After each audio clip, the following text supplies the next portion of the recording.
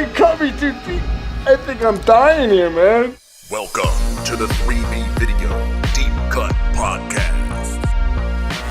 Watch a few movies, take a few notes. It was fun. Aw, yeah. It's that time again for another bi-weekly podcast with your hosts, Rotten Roger DeMarco and... Evil in the back room. And... Ye old remix one up, sitting on the ones and twos, making sure we don't crash like we did a couple times ago. And... Hey everybody, James Balsamo here. Super excited to join the party. Super early party. Sorry we had to drag you out of bed to, pick your brain for an hour. Let's do it. Oh my god, this is an hour. All right, let's do it. Let's rock and roll. Well, the heroin I sent should have arrived, so you might be all right. Heroin, Frank. Well, if you have listened to our podcast before, I don't know if you have, but normally how we do it is we spend about 40 minutes discussing a very specific movie, and then we go into a couple other segments. But seeing as how we're having you as a guest, we just figured... We're not doing any of that. No, we're not doing that at all. I'm sure some movies are going to come up, but what we wanted to do was just kind of ask you some questions and let our listeners and our YouTube viewers and all of those people know a little something about James Balsamo. Mm-hmm. So, if you want to, James, the floor is yours to kind of introduce yourself, where you're from, what you do, and then we'll get this bad boy rolling. All right. Hey everybody, thanks for listening to this amazing show. I know these chuckleheads for a long time before they were famous podcasters. So my name is James Balsamo. As I said, I'm the CEO of AcidBath Productions. Now, what does that mean? That means since I was 19 years old, I was running around with a camera and started to make feature films. Now I've produced over 30 feature films, and I just made a new one called It Wants Blood. It's a monster movie with Eric Roberts and Amy Lida Dumas from the WWE. Also, Steve Railsback's in it. Bill Victor Arukin, and me. What's cooler than that? That's right, I made movies so I could star in them. And I've been in over 60 films, television shows, commercials, BuzzFeed videos with millions of views. I'm very famous, very handsome, and happy to be here. Ladies and gentlemen, listen up, because we're going to tell some wacky stories. I love it.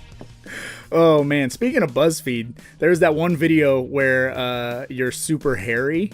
And video. Well, that is comedy gold, by the way. Just want to say. I just want to throw that out there. Thanks. Yeah, that was a fun thing to do. So, people, if you haven't seen the video, go to your interwebs, type in BuzzFeed hairy guys getting shaved, if you like that sort of thing, or not, if you like horror movies. Check that out. And BuzzFeed shaved me for the internet for millions of people to view, and I had to describe what it was like to shave as if women have to shave all the time, the burden, they have to go through. So I went through that burden, because I am a strong feminist, and I love supporting equal torture. You were smooth as a baby's bottom. You know what, I'm a very hairy man. And it grows back very quickly and itchy. So I'm sorry, ladies, you have to be smooth for us beastly animals. But, we live in different times. Armpit hair is in now. Yes. In some places, not only France. You put some braids in there. So I was going to kind of ask you, I know Evil's got a couple of random questions, but I want to start it out with some very traditional canned interview questions, if you will. And so I know that we're all kind of around the same age, and we kind of all grew up on the same stuff, but I was going to ask you your earliest video store memory. Because, video stores are kind of a thing of the past. They're disappearing, and as all of us are advocates of physical media, we tie a lot of our movies to those experiences and those stores. So just kind of wanted to pick your brain about that a little bit. So, growing up, my dad worked next to a Blockbuster. My dad did carpet. He was a carpet salesman. And so, before I started eating carpet, I I used to like live in a Blockbuster, and I grew up in the horror section, looking at Return of the Evil Dead covers and all those amazing Hellraiser covers, and I really lived for those movie poster moments. And that was the time when Blockbuster kind of was taking raunchy horror movies, and so I really grew up with a lot of those. So my earliest memory is renting tons and tons of horror movies because my parents were cool. They took me to horror conventions as a kid, and that's kind of why I really love horror. I watched Friday the 13th Part 3 with my dad, and I was like, I want to be that Jason guy when I grow up. That's awesome.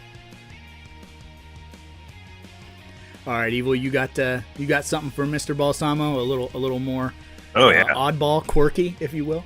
Oh yeah, yes. So, James, what is the perfect sandwich?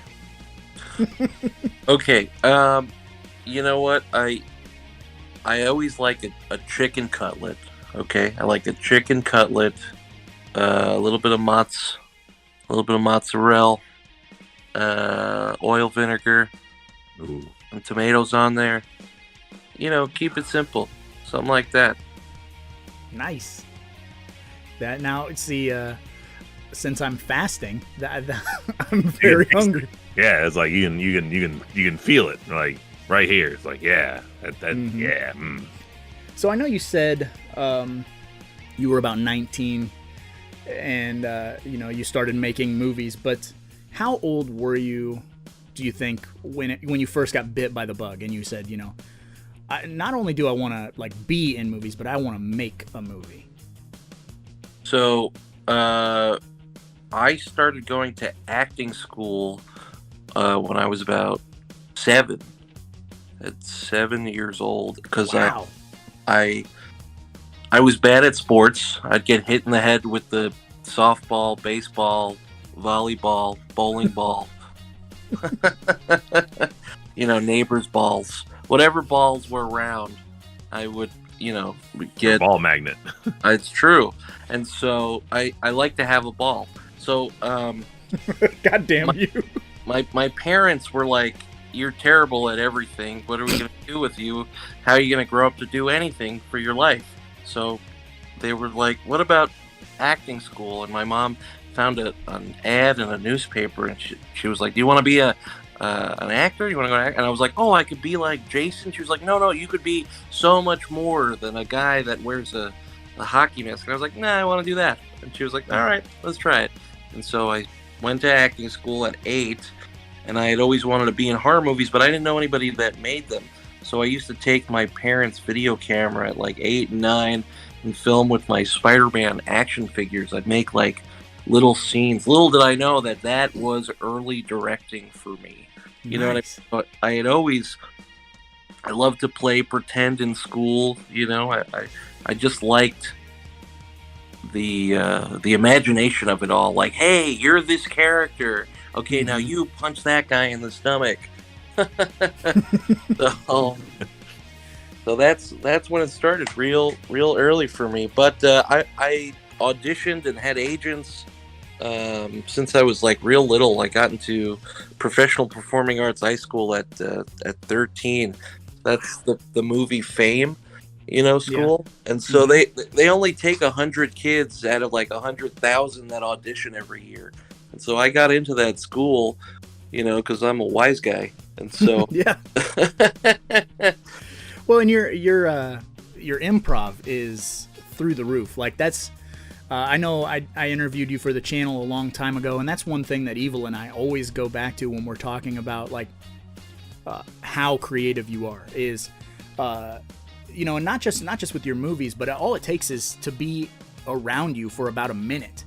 And you can just, you're so quick with silly responses, and you kind of command the attention of the room. Like a gunslinger of words.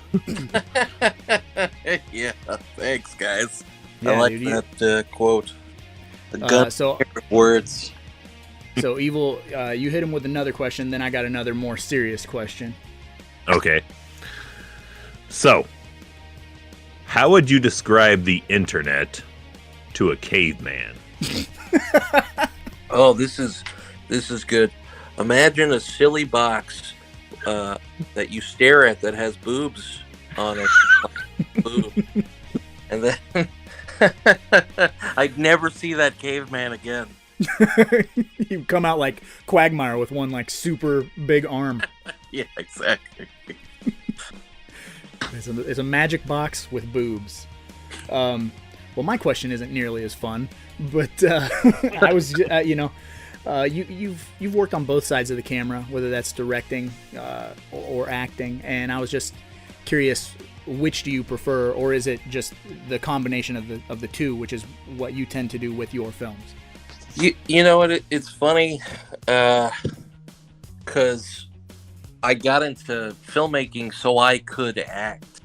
And now that I've been doing both for so long, it's hard to think of picking one or the other. Especially because now I work with so many great actors and celebrities. Of course I want to be in the scene. Like when I had hired Lita from the WWE, aka Amy Dumas, I needed to be in a scene with her, not only for the movie, but for my own entertainment value. Right. How could I not act in a scene with Lita, who I grew up with and loved, watching wrestling? I mean, to think about being one of those Hardy Boys. Right. This was my moment. So still, you know what I mean? 15 years later, I still want to be in front of the camera. Right. Yeah. I was just curious because you've done so much, and you've worked with so many different directors, and I know, like, seeing you in Hanukkah, which you were a producer, if I'm correct. You are correct. And so you produced that, but then you had a fairly decent sized role, and you meet your end, and so I just was curious about being on that side of the camera when it's not one of your films. Is that different? Like, if a director is a dickwad or whatever, which I'm sure you haven't had any of those experiences. No, so the director of Hanukkah is a really good friend of mine, Eben Magar. He did Sick Girl and House of the Wolfman, and Hanukkah was a movie that we talked about, and he had the script for a while and tried to get it off the ground, and we were hanging out, and I was telling him, you got to do a movie, and then he started making this movie with Chris Ott, and it really took off the ground, and I was really there from the beginning, and then pretty much the whole thing. I ended up shooting half of the film. I was also the director of photography halfway through. That was a movie that it was like, oh, okay, I'll help you, and then it became of, oh, okay, I'll do makeup. Oh, okay, right. I'll act in the scene. Oh, okay, I'll shoot half the movie. Okay, I'm yarmulke on Dick Miller. Okay, I'm taking Sid Haig out to lunch because nobody else can stick around after the wig fitting. You know what I mean? Like it was right. Like, but I love Eben, and I love cinema. You know what I mean? It was a great honor for me to help produce that movie. But I did almost as much, if not more, on that film than my own films. So yeah, that was a fun project. And you mentioned Christopher Ott, and for the people listening, if you don't know that name, chances are you know who he is without knowing who he is. And he runs London 1888, correct? That's correct. And so he's an amazingly talented dude, and that's another one of those things that Evil and I talk a lot about is there's these content creators or whatever, for lack of a better word. If you're a YouTuber, you're a content creator. But they make this YouTube money, and sometimes it's an absurd amount of money, and they don't do anything for the genre. And then you have guys like Chris Ott, who will take T-shirt money, you know what I mean, and put that into contributing to the genre, and that's amazing to me. Like, well, I'm gonna make this movie, like, instead of just hoarding all your money. Yeah. Chris and I, we've known each other a long time, and Chris is a great guy. So. Yeah. All right, Evil. What do you got? How many basketballs you think you could fit in your room right now? Oh, which room? Bedroom, office room? The room you're currently standing in at this very moment. Oh, I'm in my office right now with my monster heads on the walls, so that's gonna limit my basketball use. Would probably say about 647 balls. That's a lot of balls. That's impressive. Yeah. That is an odd question. I love it. Thank you. So again, my questions are so super tame. But I was just gonna ask you, if you were to meet a kid who wanted to make a film, and you got to sit down and talk to him, what advice would you give to someone looking to make a movie? I mean, everybody has some sort of different, tidbit that they want to offer, and we've heard everything from surround yourself with a good film family to, buy the nicest equipment to, whatever. And so you have a very guerrilla filmmaking approach to the way that you do things. So I was just curious, what type of advice would you give a kid wanting to make a movie? So I've been lucky enough to kind of have this real world experience, you know what I mean, from doing conventions and signings over the last 7 years around the country. Kids do come up to me. They're like, hey, I saw your movie in Walmart or Best Buy, or I bought it at AcidBathProductions.com, where you could get a lot of my other films and memorabilia. Excellent plug. Yeah, thank you. I've done this before. So, so I always tell, somebody that's interested in making their own movie to just do it. I'm one of those guys that it's like, oh, you want to go bungee jumping? Let's just jump off a cliff. Wait, you need this string. Hold on. I'm like, I don't need the string. We'll figure it out on the way down. I always say the easiest way to get something started is to just do it. You know what I mean? Like when I build some kind of furniture from IKEA, I don't look at the Swedish instructions. You know what I mean? I just start putting screws together, and then once it's upside down, then I read the instructions. So, but it would never get built for me unless I open the box and just start noodling around. And so that's what I always tell people to do. Go ahead. You don't need the best camera, because people ask me that all the time. Don't you need money to make a movie? And in the beginning, I really didn't have much. You know what I mean? I just had my will to make a movie. Mm-hmm.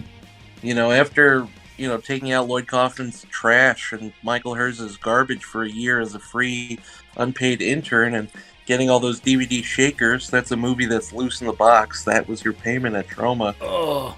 I watched enough of those, 5,000 Troma movies where I was like, I could do this. I could make a movie.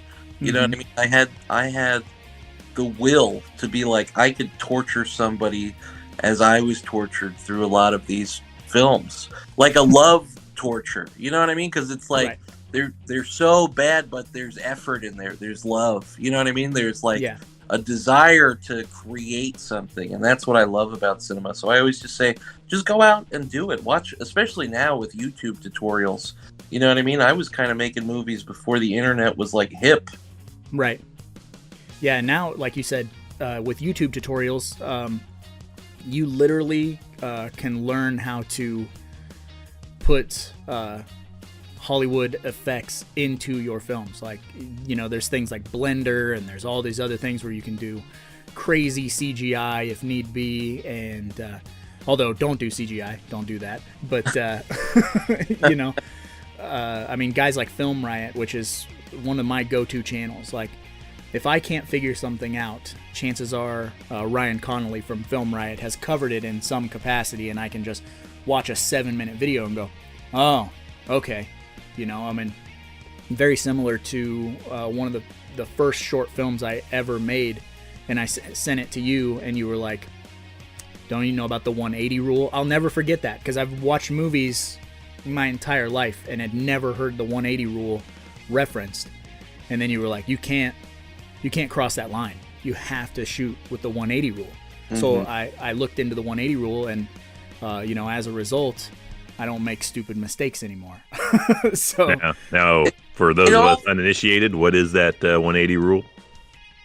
James, I'll let you explain that 180 rule. Okay, so in all fairness, let me just say I was a lot nicer. When you describe it like that, I was like, what is this garbage? No, yeah, you were nice. I was very complimentary on your beginning efforts, but since we are close, I did explain this rule to you, which is one of the only rules I really adhere to for cinema. Now, Evil, the 180 rule is if you're shooting over somebody's right shoulder, now if you do the reversal, right, so that's somebody else's close-up on the other side, you're going to want to shoot on their left shoulder. So they are facing the person, right? Two people are facing each other. You move 180 degrees to the other shoulder, and so you're staying on that 180 axis. And so you could get a wide shot of the two of them together, or you could get over each person's shoulder on the 180 degree axis. So if you cross that line, say if you start shooting on somebody's right shoulder and then you go to the opposite person's shoulder on their own right side, it really makes the viewer's eyes freak out when you cut those two segments together, because it does something to the brain where it's like a mirrored image, and the mind is like, oh, that looks wrong. So, you know, major filmmakers have done it before. They do it in $1 million movies because of tight budgets, or people just don't care about the 180 rule. But for me, it's like Cinema 101 that you should just adhere to. Right. And there are exceptions where you can, like say you have a dolly move from one side of, you know, one shoulder to the other shoulder to kind of change the perspective. And that's okay, but the movement has to be shown, because if you don't show the movement, like you said, it makes the viewer like discombobulated, because you got people looking in weird directions. They don't look like they're looking at each other. It's true, but what also works is if you put a cutaway shot, like if you have two people talking and then you put before the shot of the next person, you can change the axis as long as you put the shot in between every time, or you change the axis completely. So if you put the clock in and then all the rest of your shots are on the other axis, you can switch it. Mm-hmm. But that's technical movie nerd-s. Yes. Which is just that one rule is beyond helpful. Like, once I understood that, like you'll see, because Abracadabra was the one that we shot and we didn't understand the 180 rule. And then after having that conversation with you, the next, like, it's like a 15-second thing, which was we just called dinner, where Megan was dead at the table. We just used the 180 rule. And it completely sells. It completely sells. And all that really was just a camera test to make sure we understood the 180 rule. Well, happy to help. Yes, you're the man, dude. All right, Evil. What's the next oddball, quirky question you got? If James Balsamo was transformed into an ice cream flavor, what would it be? Oh, Rocky Road, because there's a lot of different elements. You've got the squishy marshmallow, which is my heart, and then you've got nuts. So those will be in there. Yes, Rocky Road. Hey, that's a Friday the 13th reference. Deep cut. Or a Goonies reference, which, hey, Raj loves that one. We don't talk about Goonies when I'm around. You guys can talk about Goonies when I leave. That's fine. I mean, where do you? Okay, let's just do it. Where do you stand, Balsamo? Are you a Goonies guy or a Monster Squad guy? You can't be both. That's a cop out. Don't say that. Then I guess I'm the cop out because I am both. Get out of here, Evil. Fine, I'm fine. You want me to shut up? I'll shut up. I'm a Monster Squad guy through and through. Channel 55 used to play that all the time when I was a kid. And so I grew up on Monster Squad. You know, Stephen King rules. Yes, absolutely. But people with cat heads. But in all fairness, I was never a huge Goonies fan. My girlfriend loves Goonies. But the beach where they filmed Goonies in Portland is incredible. I mean, I've been everywhere, and that's one of the most beautiful places. That beach at the end, the movie doesn't do it justice. It's really unbelievable. Nice.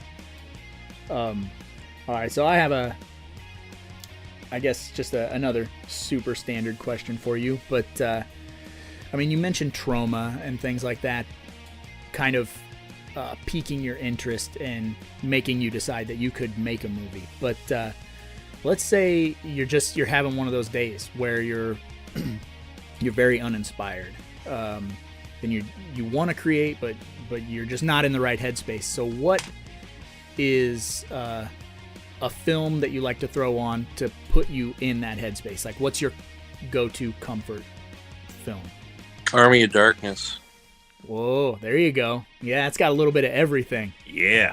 It's got everything. For me, it's a perfect movie. It's perfect all the way through. You know what I mean? So I loved that movie growing up, and you know, even now I still watch it and I feel like it's flawless.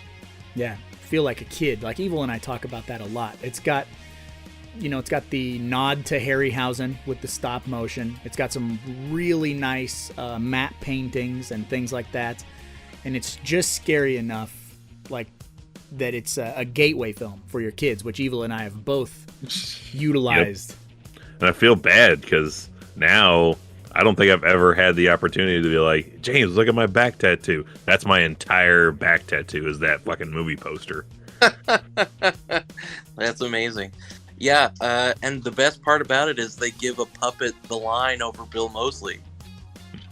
That's true. If you don't know, on the war scene, they have a puppet on a horse ride up, and Bill Moseley is in full undead guard. Yeah, oh yeah, because he's Evil Ash's number one guy. Yeah, and the puppet gets the line, not Bill Moseley. Take that, Bill Moseley. You're here, aren't you? Yep. Yeah, that's all that matters. You're on camera. All right, Evil. Hit him with some more weirdness. Okay. As it pertains to the line of work you're in, if you could turn yourself into an animal, what would it be? As it relates to your job. Oh, well, am I a free range animal? Are there parameters on this? There is no parameters at all.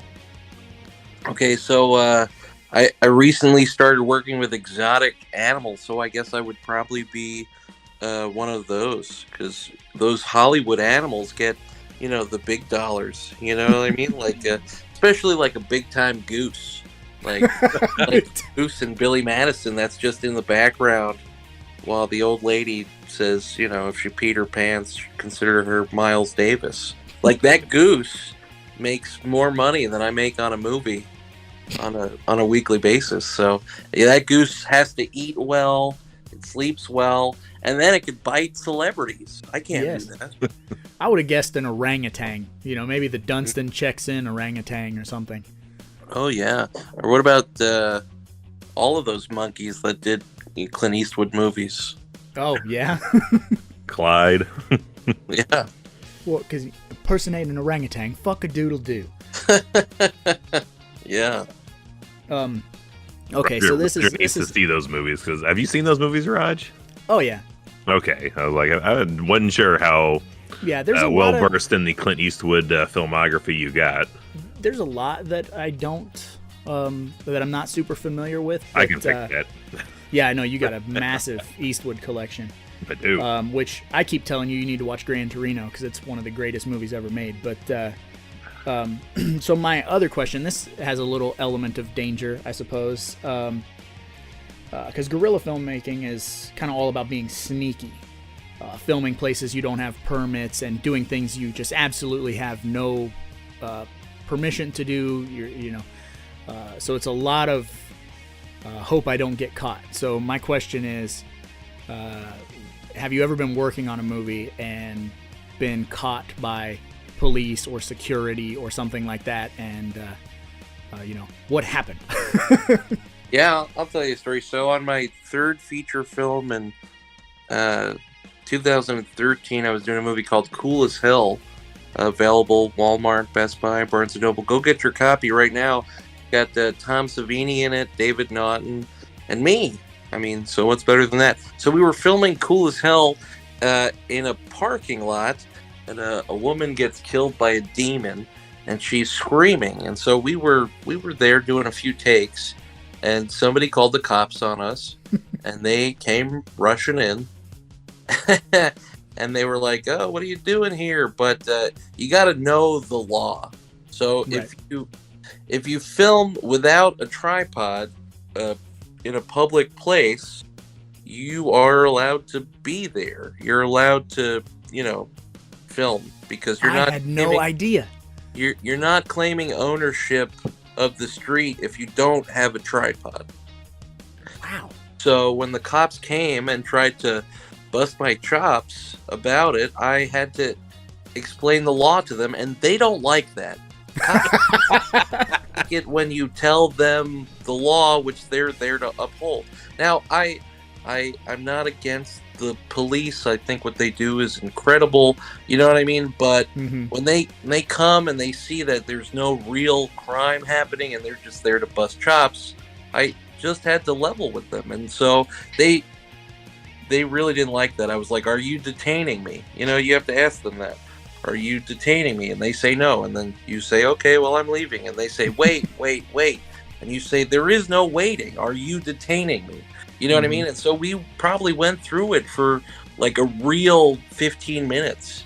You know what I mean? Because, of course, you don't want to escalate the situation. You know what I mean? You don't want to be like, "Listen here, bakey.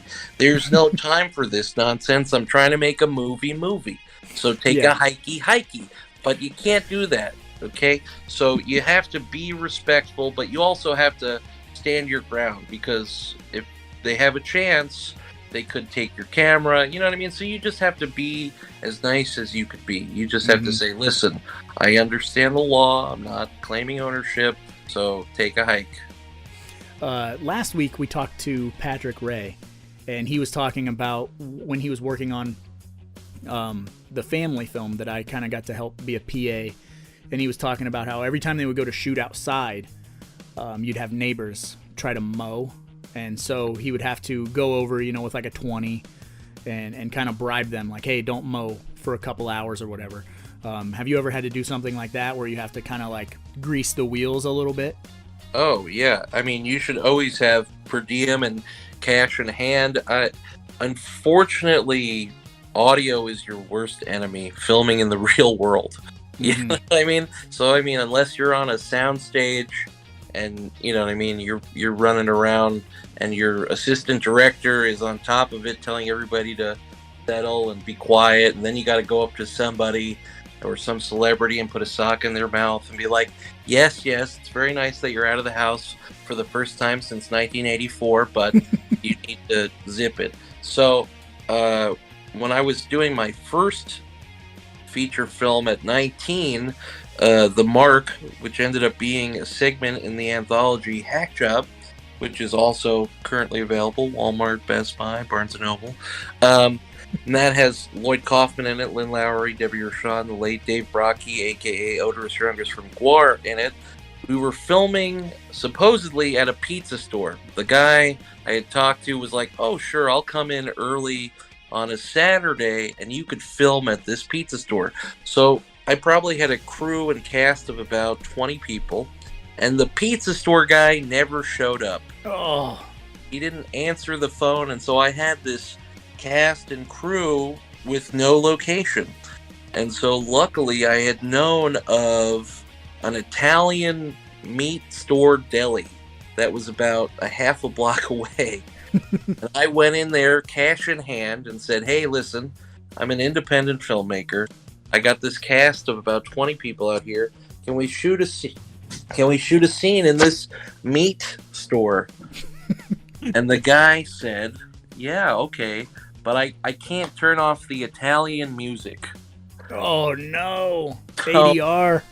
So, if you still watch Hack Job, you'll hear this Italian background, music in between this robbery scene with these colorful characters.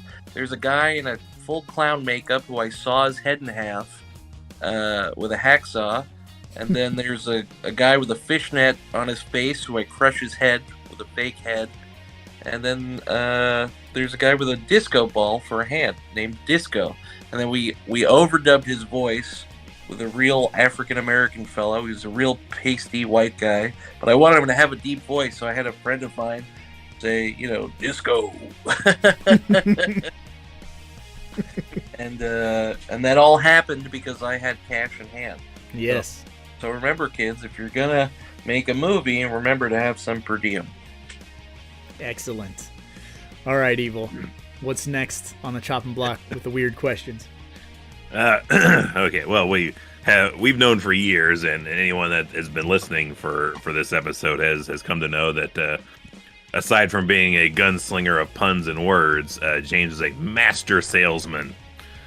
So, to test those master salesman skills, how would you sell a hot pot of coffee to a man in the middle of the desert?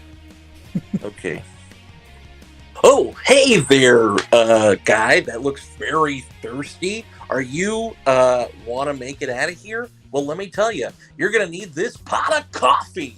I know what you're thinking. How did you show up in the middle of the desert and there's only pointy scorpions? Well, you know how? I drank this pot of coffee and I came from a lush city with beautiful bikini babes and a lovely oasis. If you want to make it there, you've got to drink this coffee. It's only going to cost you $19.95. Now I know you're saying you don't have cash, but don't worry.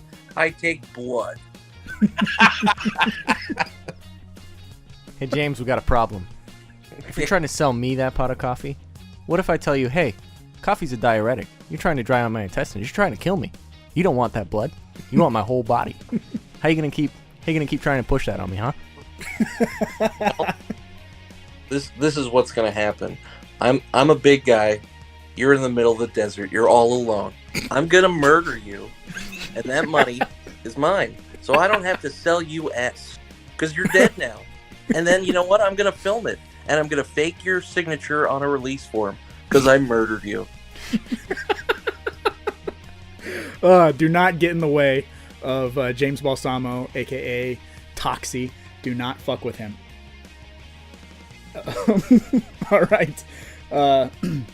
So going back to indie filmmaking, the question that I had is a lot of people that I encounter in the YouTube circuit and stuff like that, we get on these conversations of making films, and it seems like a lot of people have a lot of excuses as to why they cannot make a movie. I don't have the money, I don't have the time, I don't have the nicest camera, I don't have this, I don't have that. There's a lot of excuses to kind of, put in the way of being creative. And anybody who is familiar with your body of work knows that you have a very particular style, and you have a very particular knack for stretching a dollar. So my question is, what is, if you don't mind, what is the lowest budget that you've ever had to work with? And was it a short, or did you manage to get a feature out of your project?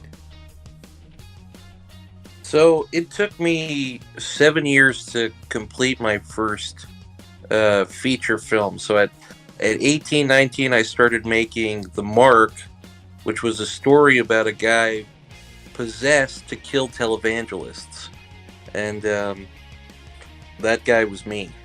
And so I had no idea how to make a movie, and I worked at a comic book store, so I just kind of took things that I had around. And then when I started working at Troma, they gifted me with like a wig and a blood pump and stuff to use to start that movie. But I mean, that whole project, I probably spent about $300 on, and I got about a 40-minute, technically, feature, right? Because anything over 40 minutes is technically a feature. Right. So, so once that was done, I was like, oh, I don't need much. I could make a movie for $5, and I've been doing that ever since. So like I said, the mark probably cost about $300. I had my dad play the lead televangelist. Lloyd Kaufman played a rabbi, and I had bought bacon from the delicatessen that was next to the Troma office in Hell's Kitchen, and that probably cost $2-3 at the time. And I remember Lloyd was upset about the bacon getting everywhere. He was like, "There's bacon everywhere," but oh, it's fine. And he's in a yarmulke with the curls, and then he frisbees the yarmulke at me. But you know what I mean? You don't need much. If you've got the will to make a movie, you could really put it together cheap. Nice. All right, Evil. What's next? Okay. Why are tennis balls fuzzy? So you could cuddle them when you're all alone. Yeah, you ever put tennis balls in your pants? It's nice. It's not been that kind of a morning yet. Not yet. Maybe after some caffeine. So I have one more question, and then kind of my wrap up. But this is another canned question, which would be: is there any celebrity that you haven't worked with yet that you would love to have in a movie? When is this thing gonna air? In about 4 weeks ish. So you probably will have worked with whoever. Who's left? Well, I just paid for something lovely, but I haven't gotten all the paperwork yet, so I don't want to say that one. But by the time this airs, that person will probably way be in the movie. So, you know what? I want to work with Bruce Campbell. Bruce Campbell is somebody that I'd love to work with. You know, I love his body of work and his chainsaw-bodied hand. Oh man, that's a good answer. I watched recently My Name is Bruce, which I absolutely love that movie. And so I watched the documentary of the making of that film. Mm-hmm. And I had no idea that town that they shoot in, he just built that on his property. Like, and that's one of those things where it's like, man, could you imagine, like, if you had the land and you had the ability, you don't need to go to Hollywood and you don't need to rent locations. You could just build facades on your own property. It's amazing. Yeah, I saw that movie in theaters in New York. They did like a limited screening of it. It was really incredible. It was fun to see him kind of do that whole bit. It was great. That is a super underrated Bruce Campbell movie. It is. It really is. All right, Evil, you got one more before we do the send off? I do. I have one I'd save just for the last one. So, Mr. Balsamo, at the end of the day, if someone were to write a book or make a movie about your life and experiences, what would the title be? Big Balls Balsamo. Be a pop-up book? It would. Oh, it's got scratch and sniff stickers. Yeah. Oh, man. Big Ball Balsamo. The book will be out this summer, so keep an eye out. Time you could get my 2 books at Barnes & Noble, Total Punishment and Puns of Peril, while you're waiting for that, Jim. Yes. Which leads me into my final bit for this podcast. Your final which is, challenge. which is which projects are you working on now? Where can people find you, and where can people find your content? Well, guys, thanks for this. It's been lovely. You can find me on the Facebook, James Balsamo. Add me. I want to be your friend. Find me on Instagram at James Balsamo. Find me in my home, sleeping. I'll kill you.